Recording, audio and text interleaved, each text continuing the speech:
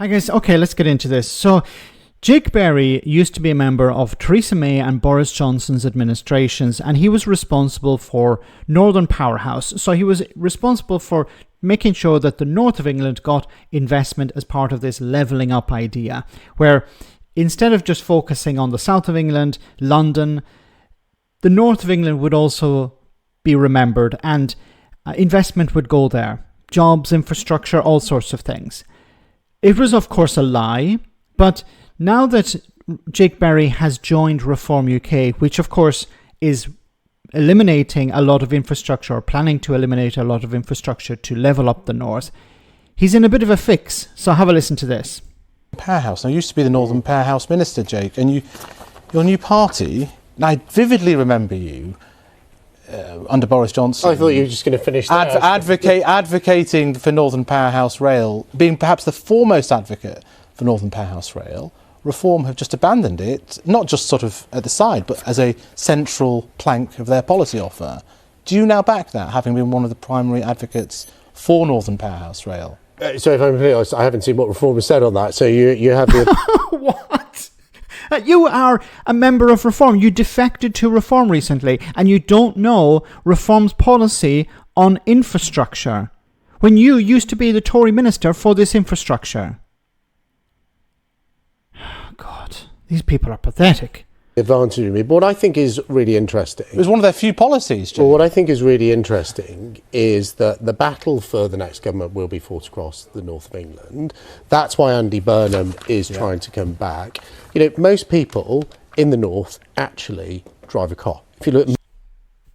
Oh my goodness. So this guy used to advocate for more rail in the north of England, and now he's saying, well, to hell with that, because most people drive their cars.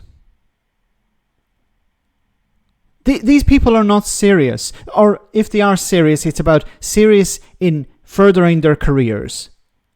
He didn't care about the north. He pretended to care about the north. Now that he's a member of Reform UK and they're abandoning infrastructure for the north of England, he's going to do the same. He has no principles.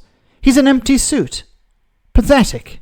Most commuters you're being very polite, but we finally have a policy from Reform, okay. and you're just a couple. I just briefly say, Richard Tice, the Deputy Leader, and I think we're going to be hearing him from tomorrow with a very interesting announcement. Isn't he talking about an Elizabeth line under Manchester? Yeah.